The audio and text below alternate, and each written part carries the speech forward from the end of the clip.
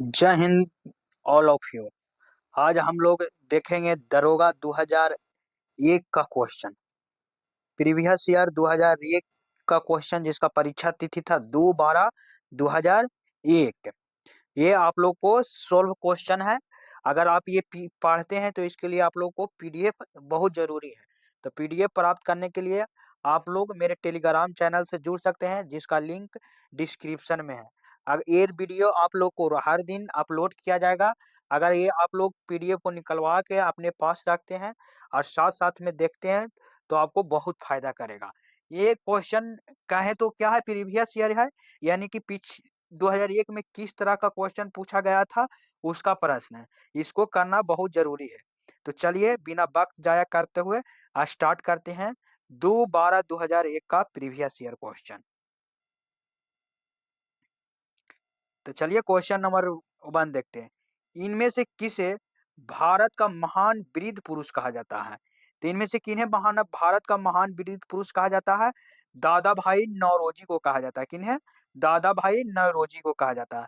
दादा भाई नौरोजी एक राजनेता, उद्योगपति तथा शिक्षावादी व्यक्ति थे। अगर दादा भाई नौरोजी के बारे में पूछे कि दादा भाई नौरोजी निम्नलिखित में से थे, तो क्या थे? राजनेता थे, उद्योगपति तथा शिक्षावादी व्यक्ति थे। इन्हें भारत का महान वीर पुरुष कहा जाता है। क्या कहा जाता है? महान वीर पुरुष कहा जाता है।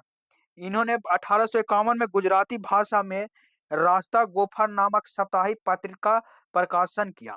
रास्ता गोफर यानी कि रास्ता गोफर का मतलब आप ये पुस्तक का पत्रिका का नाम था। पत्रिका मतलब क्या होता है? पेपर होता है। ये सप्ताह में एक बार आता था। इनकी प्रसिद्ध पुस्तक क्या था? पॉट्री एंड अनाब्रिस्ट। क्या था? पॉट्रीट एंड अनाब्रिस्ट था, जो रूल इन इंडिया है। उन्होंने 1887 ईस्वी में इंग्लैंड में भारतीय सुधार समिति की स्थापना की तथा ब्रिटिश हाउस ऑफ कॉमन्स का चुनाव लड़ने वाले प्रथम व्यक्ति बने भारत का प्रथम व्यक्ति बने। अगर यहाँ से क्वेश्चन पूछ दे कि ब्रिटिश हाउस ऑफ कॉमन्स का चुनाव लड़ने वाला प्रथम व्यक्ति कौन थे, यानी कि प्रथम भारतीय कौन बने, तो प्रथम भारतीय कौन बने? दादा भाई नौरोजी बने। चलिए देखते हैं इसी के साथ क्वेश्चन नंबर 2।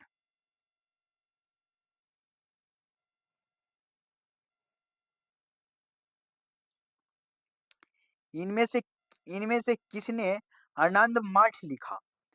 क्वेश्चन पर ध्यान दीजिए। इनमें से किसने आनंद मठ लिखा? तो आनंद मठ किसने लिखा? बंकिम चटर्जी बंकिम चंद्र चटर्जी ने लिखा। किन्होंने लिखा? बंकिम चंद्र चटर्जी ने। बंकिम चंद्र चटर्जी 19वीं सदी के विद्वान कवि तथा उपन्यासकार थे। क्या थे? विद्वान कवि तथा उपन्यासकार थे। इन्होंने 1870 के दशक में प्रसिद्ध देशभक्ति गीत वंदे मातरम, ये इंपॉर्टेंट रहेगा आप लोग के लिए कि प्रसिद्ध देशभक्ति गीत वंदे मातरम की रचना किसने किया? तो किसने किया था? बंकिम चंद्र चटर्जी की रचना की, जिसे 1812 में आनंद मठ उपन्यास में शामिल किया गया। आनंद मठ में सन्यासी विद्रोह 1763 से 1800 तक उल्लेख किया गया। यह विस्थापित किसानों और धार्मिक भिक्षुओं के नेतृत्व में विस्थापित सैनिकों का विद्रोह था, जिसे वारेन हेस्टिंग ने कुचल दिया। इनकी प्रमुख रचना, बंकिम चंद्र चटर्जी की प्रमुख रचना का अगर बात करें तो क्या था? कपाल, कुंडल, मिर्यानी, आनंद मठ आदि थे हैं। यानी कि बंकिम चंद्र चटर्जी के द्वारा जो लिखा गया है। चलिए देखते हैं क्वेश्चन नंबर 3। भारतीय स्वतंत्रता आंदोलन के इतिहास में उपग्रंथ यानी कि गर्म दल और नरम पंथ यानी कि ठंडे दल से अलग कब हुए? यानी कि क्वेश्चन सीधा पूछ रहा है कि भारत स्वतंत्रता आंदोलन के इतिहास में गर्म दल तथा ठंडे दल से कब अलग हुआ? तो कब अलग हुआ था? 1907 ईस्वी में। कब अलग हुआ था? 1907 ईस्वी में। वर्ष 1907 ईस्वी में कांग्रेस सूरत अधिवेशन के समय कांग्रेस विभाजन, यानी कि कब हुआ? 1907 ईस्वी में हुआ। कांग्रेस सूरत अधिवेशन के समय कांग्रेस का विभाजन नरम दल और गरम दल में हो गया। विभाजन का मुख्य कारण कांग्रेस के सूरत अधिवेशन की अध्यक्षता थे। यानी कि कांग्रेस के सूरत अधिवेशन था, उसका अध्यक्षता दोनों में करना चाहते थे, जिसके वजह से दोनों क्या हो गया, अलग हो गया। नरम दल अलग हो गया और गरम दल अलग हो गया। उग्रवादी राष्ट्र बिहारी बोस को अध्यक्ष बनाना चाहते थे, जबकि उग्रवादी लाला लाजपत को अध्यक्ष बनाना चाहते थे। अंततः उग्रवादी नेता रास बिहारी बोस को अध्यक्ष बनाया गया और कांग्रेस का विभाजन हो गया। चलिए देखते हैं क्वेश्चन नंबर 4।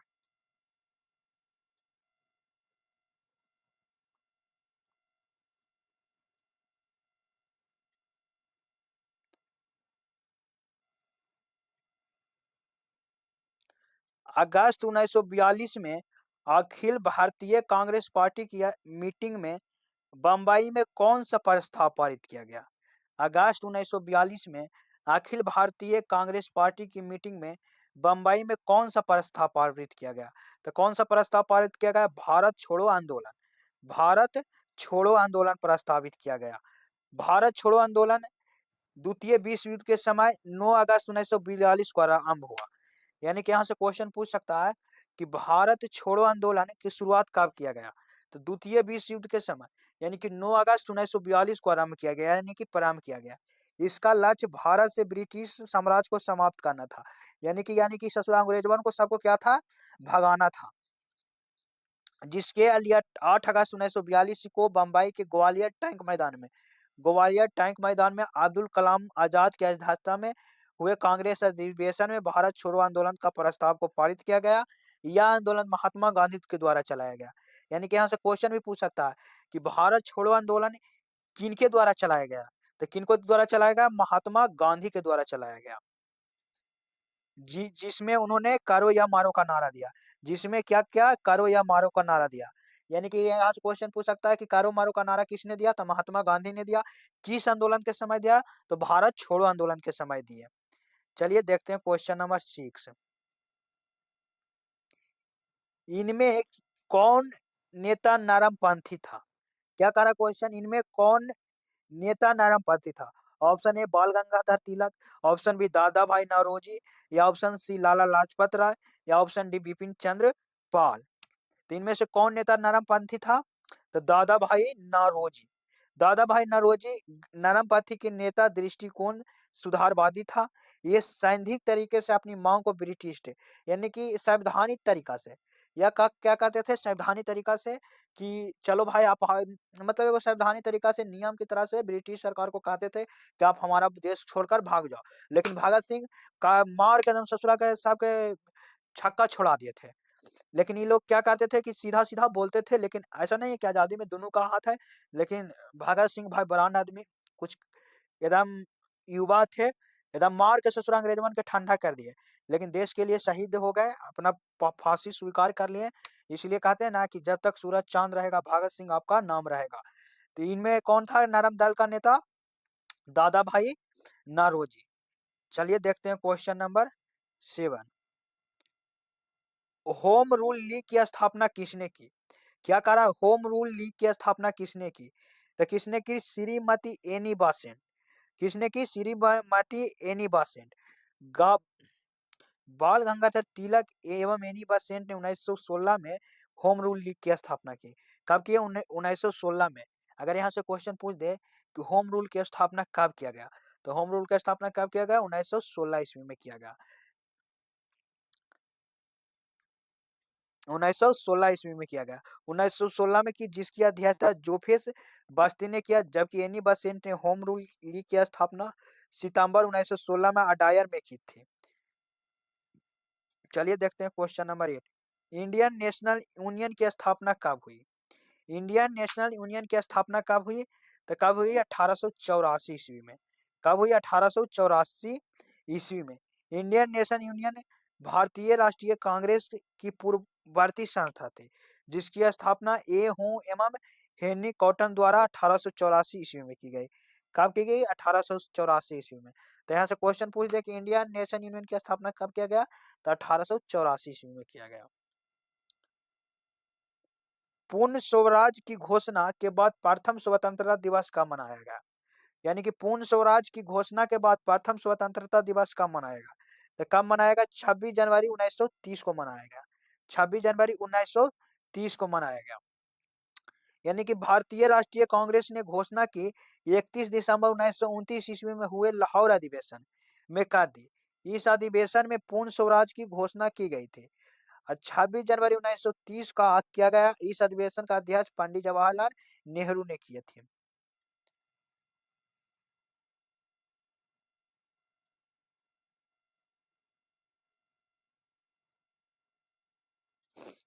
भारत में भारत में प्रथम अंतरिम सरकार की स्थापना कब की गई? क्वेश्चन ध्यान दीजिएगा। भारत में प्रथम अंतरिम सरकार की स्थापना कब की गई? 9 अगस्त 1945, 2 सितंबर 1946, 13 अक्टूबर 1946 या 29 फरवरी 1947। भारत में प्रथम अंतरिम सरकार की स्थापना कब की गई? 9 अगस्त 1945, 2 सितंबर 1946, 13 अक्टूबर 1946 या 29 फरवरी 1947। कब किया गया? 2 सितंबर 1946 को किया गया।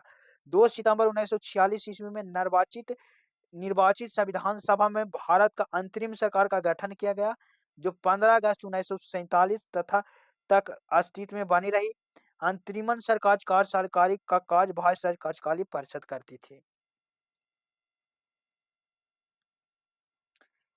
भारतीय ने साइमन कमीशन का विरोध क्यों किया? क्या कर रहा ऑप्शन? क्वेश्चन करा भारतीयों ने साइमन कमीशन को क्यों विरोध किया? तो साइमन कमीशन को क्यों विरोध किया था? क्योंकि इसमें भारतीय सदस्य थे ही नहीं। यानी कि कमीशन में किसी भी सदस्य का भारतीय न होने के कारण भारतीय ने साइमन कमीशन की विरोध की थी। चलिए देखते हैं इसका डिटेल अध्ययन क्या कह रहा। साइमन कमीशन के सभी सदस्य अंग्रेज होने के कारण, यानी कि भारत ना होने के कम भारतीय ना होने के कारण कांग्रेस ने इस व्हाइटमैन कमीशन को कहा।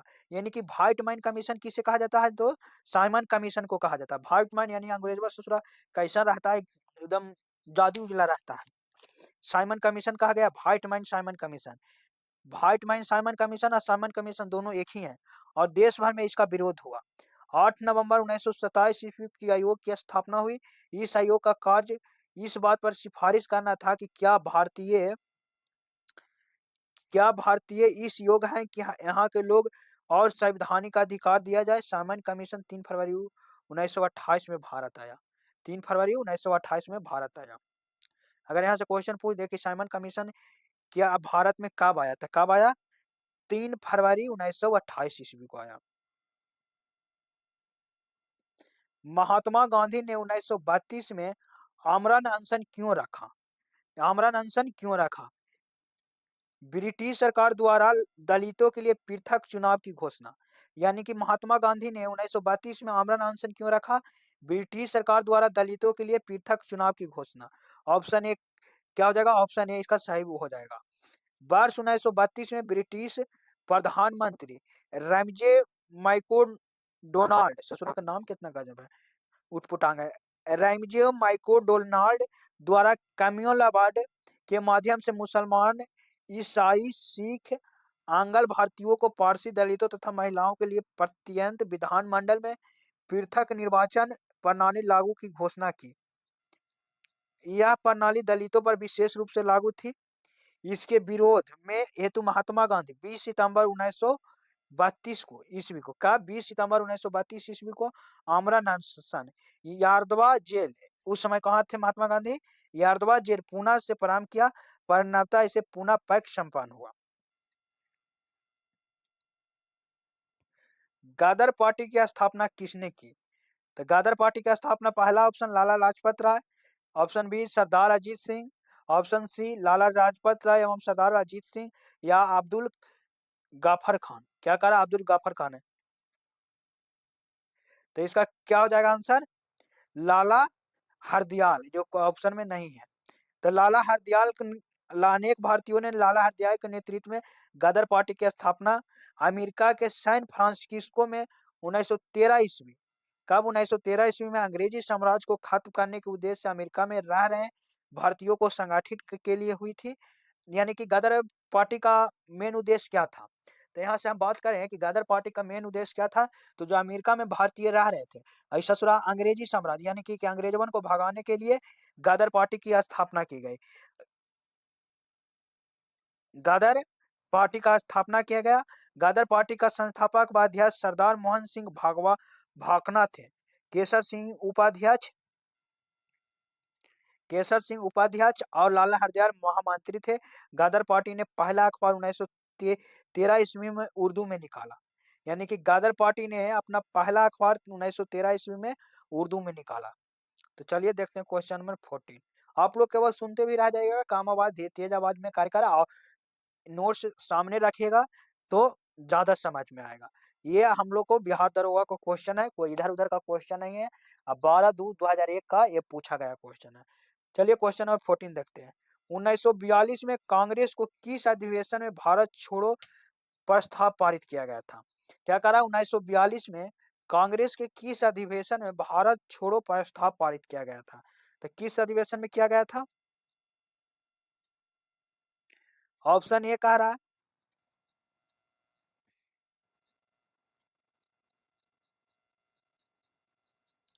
ऑप्शन ए कलकत्ता अधिवेशन, नागपुर अधिवेशन, बम्बई अधिवेशन या लाहौर अधिवेशन। तो इसका आंसर क्या हो जाएगा? बम्बई अधिवेशन। यानी कि 15 का क्या, 14 का क्या हो जाएगा? बम्बई अधिवेशन।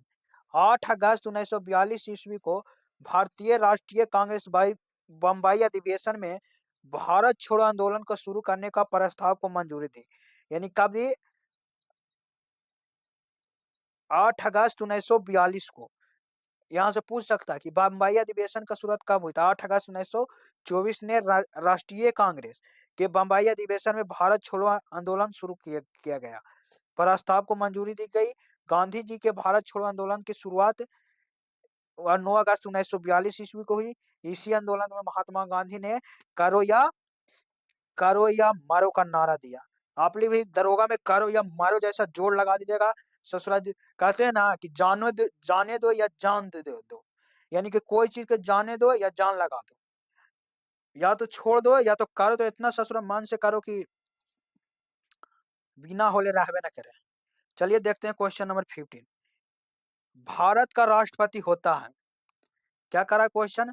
भारत का राष्ट्रपति होता है भारत का वास्तविक शासक, राज्य का संवैधानिक अध्यक्ष, राज्य की का और सरकार का अध्यक्ष या बहुमत दल का नेता। तो राष्ट्रपति क्या होते हैं? संवैधानिक अध्यक्ष होते हैं। यानी कि ऑप्शन इसका क्या हो जाएगा? बी हो जाएगा। ये क्या होते हैं? संवैधानिक अध्यक्ष होते हैं। भारत का अगर यहाँ से क्वेश्चन पूछ दे कि भारत का प्रथम व्यक्ति कौन है, तो कौन होते हैं? राष्ट्रपति होते हैं। चलिए विशेष डिटेल देख लेते हैं इनको बारे में, राष्ट्रपति के बारे में। राष्ट्रपति भारतीय गणराज्य का कार्यपालक अध्यक्ष तथा राज्य का संवैधानिक अध्यक्ष होता है। अनुच्छेद 55 राष्ट्रपति को निर्वाचन की रीति है। अनुच्छेद 54 में राष्ट्रपति की चुनाव का चर्चा है। और अनुच्छेद 61 में राष्ट्रपति का महाभियोग का चर्चा है। अगर यहाँ पर क्वेश्चन पूछ दे कि अनुच्छेद 55 में किसका चर्चा है, तो किसका चर्चा है? राष्ट्रपति के निर्वाचन की चर्चा है। अगर पूछ दे कि अनुच्छेद 54 में किसका चर्चा है, तो राष्ट्रपति का चुनाव का चर्चा है। अगर क्वेश्चन पूछ दे कि राष्ट्रपति पर महाभियोग किस आर्टिकल के तहत लगता है, तो किस तहत में चर्चा है या किस तहत के लगता है, तो अनुच्छेद 61 के अकॉर्डिंग लगता है।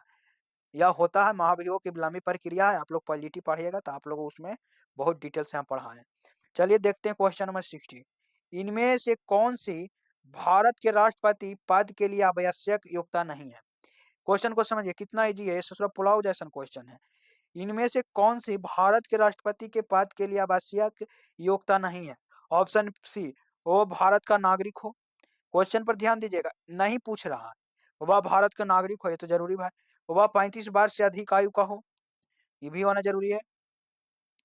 उन्हें लोकसभा का सदस्य निर्वाचित होने का निर्धारित समय युक्ताओं हो। वह संसद के किसी सदन का सदस्य हो, ये कोई जरूरी नहीं है। तो 16 का क्या हो जाएगा? ऑप्शन नंबर क्या हो जाएगा? डी हो जाएगा। चलिए थोड़ा विशेष देख लेते हैं। अनुच्छेद 58 में राष्ट्रपति पद के लिए निम्नलिखित योग्यताएं बताई गई है। यानी कि यहाँ से क्वेश्चन भी पूछ सकता है, आप लोग ध्यान दीजिएगा कि राष्ट्रपति की योग्यताओं का निम्नलिखित में कौन सा अनुच्छेद में चर्चा मिलता है। तो कौन सा अनुच्छेद में चर्चा मिलता है? आर्टिकल 58 में चर्चा मिलता है।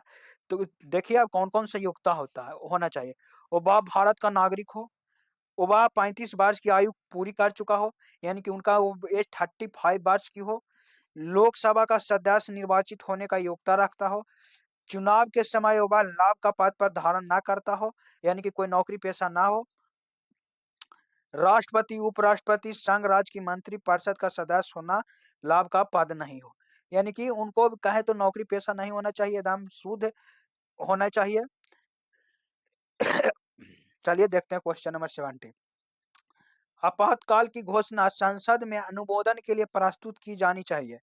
क्या कह रहा है क्वेश्चन? आपातकाल की घोषणा संसद में अनुमोदन के लिए प्रस्तुत की जानी चाहिए 1 महीने के अंदर, 2 महीने के अंदर, 6 महीने के अंदर या 1 वर्ष के अंदर। तो कितना महीना के अंदर की जानी चाहिए? 1 महीना के अंदर, यानी कि ऑप्शन नंबर क्या हो जाएगा? ए हो जाएगा। भारतीय संविधान में आपात उपबंध भारत शासन अधिनियम 1935 से लिया गया, जो संविधान का भाग 18 में अनुच्छेद 352 से 360 का उल्लेखित, जिसमें 3 प्रकार के आपात, राष्ट्रीय आपात, राष्ट्रपति शासन तथा वित्तीय आपात की बात की गई है। चलिए देखते हैं क्वेश्चन नंबर 18। मंत्रिपरिषद है कैबिनेट का बिल्कुल समान, कैबिनेट का छोटा निकाय, कैबिनेट का बड़ा निकाय या किसी कैबिनेट में संबंधित नहीं। तो क्या है? कैबिनेट का बड़ा निकाय है, यानी कि मंत्रिपरिषद जो है कैबिनेट का बड़ा निकाय है, यानी कि 18 का क्या हो जाएगा? सी हो जाएगा। चलिए थोड़ा डिटेल देख लेते हैं भाई। संविधान का अनुच्छेद 74 केंद्रीय मंत्रिपरिषद का वर्णन मिलता है। यानी क्या क्वेश्चन यहाँ से पूछ सकता है? आप लोग क्वेश्चन पूछने का ये पूछ चुका है, क्वेश्चन ये पूछ चुका है कि मंत्रिपरिषद है, तो मंत्रिपरिषद क्या है? कैबिनेट से बड़ा निकाय। अब यहाँ अगला अगर एग्जाम होने वाली है जिसमें पूछ सकता है कि मंत्रिपरिषद का वर्णन किस अनुच्छेद में मिलता है, तो किस अनुच्छेद में मिलता है? अनुच्छेद 74 में मिलता है। ये क्वेश्चन मोस्ट इंपॉर्टेंट हो जाएगा। अनुच्छेद 74 में कहा गया कि राष्ट्रपति को सहायता व सलाह देने के लिए एक मंत्रिपरिषद होगी, जिसका प्रधान प्रधानमंत्री होंगे, कैबिनेट मंत्री होंगे, राज्य मंत्री और स्वतंत्र प्रभाव के मंत्रियों को मिलाकर मंत्रिपरिषद बनता है। यानी कि राष्ट्रपति को सलाह देने के लिए इनका रहता है, इसलिए इन्हें राष्ट्रपति को क्या कहा जाता है? संवैधानिक प्रधान कहा जाता है, यानी कि कहे तो संवैधानिक राजा। लेकिन मेनली राजा हमारे भारत के कौन है? प्रधानमंत्री होते हैं, जो फिलहाल मोदी जी हैं। चलिए देखते हैं क्वेश्चन नंबर 19। क्वेश्चन 19 कह रहा है राज्यपाल का वेतन किस कोष से आता है? क्या कह रहा है? राज्यपाल का वेतन किस कोष से आता है? भारत की संचित निधि से, राज्य की संचित निधि से, राज्य और केंद्र के संचित निधि से 50 अनुपात के में, या राज्य की आकस्मिक निधि से। क्वेश्चन पर ध्यान दीजिएगा। राज्यपाल का वेतन किस कोष से आता है? तो किस कोष से आता है? राज्य की संचित निधि से आता है, यानी कि 19 का क्या हो जाएगा? बी हो जाएगा। तो चलिए देखते हैं। राज्य का वेतन भत्ते तथा ऐसे विशेष अधिकार का उपभोग करने का अधिकारी है जो राज्यपाल की परिविधियों, भत्तों एवं विशेष अधिनियम 1982 में निर्दिष्ट वर्ष 1987 में संशोधन द्वारा प्रावधान किया गया कि राज्यपाल की परिलब्धियां एवं भत्ते उसकी पद विधि के दौरान कम नहीं किए जाएंगे। अनुच्छेद राज्यपाल के वेतन और भत्ते राज्य की संचित निधि से दिए जाते हैं। राज्यपाल का वेतन 3 लाख, 3.5 लाख रुपये, इकाई दाई सैकड़ा हजार, 3.5 लाख रुपया है, यानी कि ऑप्शन। चलिए देखते हैं क्वेश्चन नंबर 20। शुरू है, धीरे धीरे सब क्लियर हो जाएगा। भारत का प्रधानमंत्री सत्ता दल का अध्यक्ष हो सकता है, हमेशा सत्ता दल का ही होना चाहिए, सत्ता दल का अध्यक्ष नहीं हो सकता, या इनमें से कोई नहीं। तो क्या होता है? भारत का प्रधानमंत्री सत्ता दल का अध्यक्ष हो सकता है, यानी कि सत्ता दल का अध्यक्ष ही भारत का प्रधानमंत्री बनते हैं। चलिए देखते हैं, इसको विशेष अध्ययन में देख लेते हैं भाई क्या है। संसद में सामान्यतः बहुमत दल को ही सत्ता दल कहा जाता है, यानी कि जिसके पास बहुमत होता है, ज्यादा सांसद रहते हैं। ये किसके पास है? मोदी जी के पास है, इसलिए मोदी जी अभी क्या बने हुए हैं?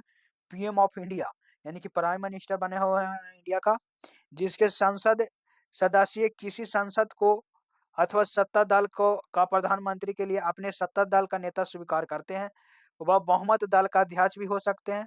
प्रधानमंत्री पद की शपथ लेते समय सांसद ना होने पर उन्हें 6 माह के अंदर संसद सदस्य के रूप में निर्वाचित होना आवश्यक है। यानी कि मोदी जी को सांसद भी होना जरूरी है, यानी कि कहूं ना कहूं से सांसद, जैसे मोदी जी वाराणसी से चुनाव लड़ते हैं, तो सांसद बनते हैं, वहां से चुनाव जीतते हैं। उसके बाद वो क्या रहते हैं, दल का बहुमत दल का अध्यक्ष होते हैं, तो प्रधानमंत्री का बनते हैं, यानी कि शपथ लेते हैं। चलिए देखते हैं क्वेश्चन नंबर 21। एक व्यक्ति एक से अधिक राज्यों का राज्यपाल हो सकता है। क्वेश्चन देखो कितना घुमाया। एक भी व्यक्ति एक ही राज्य का अधिक राज्यपाल हो सकता है, तो हाँ हो सकता है। क्या हो सकता है, एक ही व्यक्ति दो राज्यों का राज्यपाल हो सकता है। चलिए देखते हैं, 7वें संविधान संशोधन अधिनियम 1956 के द्वारा अनुच्छेद 153 में, संविधान संशोधन अधिनियम 1956 द्वारा अनुच्छेद 153 में एक परंतु जोड़ा गया कि एक ही व्यक्ति एक से अधिक राज्यों का राज्यपाल नियुक्त किया जा सकता है। देख रहे हैं क्वेश्चन कितना मस्त पूछा है। अगर आप लोग पढ़े होंगे तो क्वेश्चन खटाखट बना रहे होंगे। चलिए देखते हैं क्वेश्चन नंबर 22। हम भी दरोगा का तैयारी करते हैं, साथ साथ वीडियो भी बनाते हैं, साथ साथ मेरा तैयारी भी हो जाता है। चलिए देखते हैं क्वेश्चन नंबर 22। सर्वोच्च न्यायालय किसे हटाने के लिए राष्ट्रपति को सिफारिश कर सकता है। सर्वोच्च न्यायालय किसे हटाने के लिए राष्ट्रपति को सिफारिश कर सकता है, यानी कि राष्ट्रपति को हटाना है तो किसको सिफारिश कर सकता है, तो किसे कर सकता है, संघ लोक सेवा आयोग के सभापति और दूसरे सदस्य को।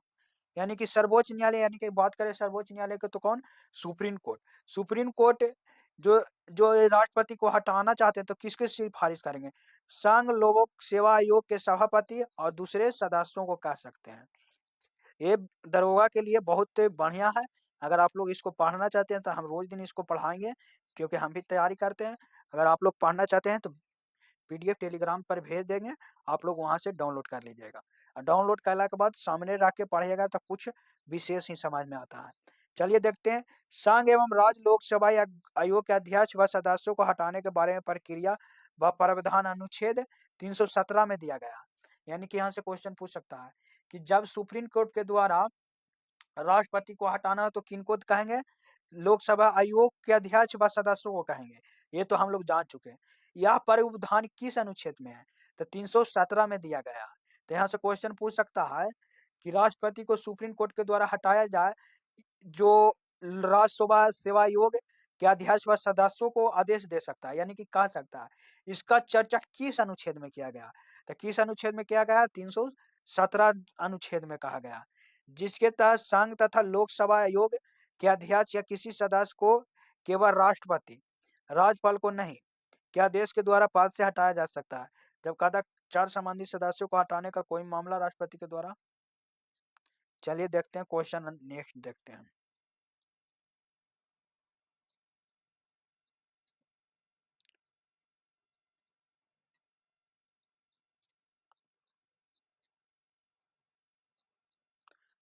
भारत में न्याय पुनरीक्षण की शक्ति का प्रयोग किया जाता है।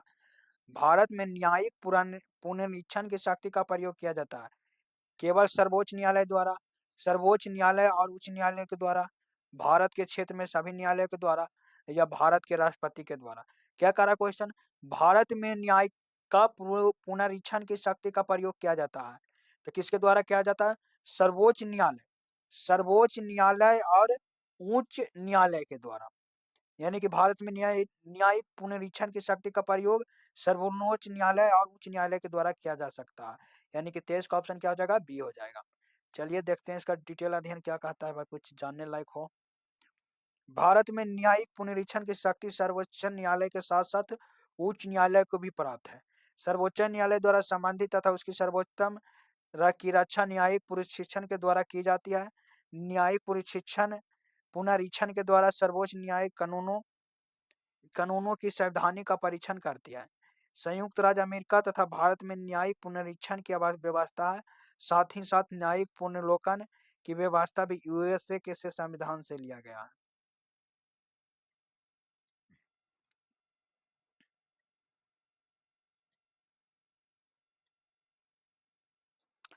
राज्यसभा में राज्यों को प्राप्त है एक समाधान, एक समान प्रतिनिधित्व, जनसंख्या के आधार पर प्रतिनिधित्व, जनसंख्या एवं आर्थिक स्थिति के आधार पर प्रतिनिधित्व, या इनमें से कोई नहीं।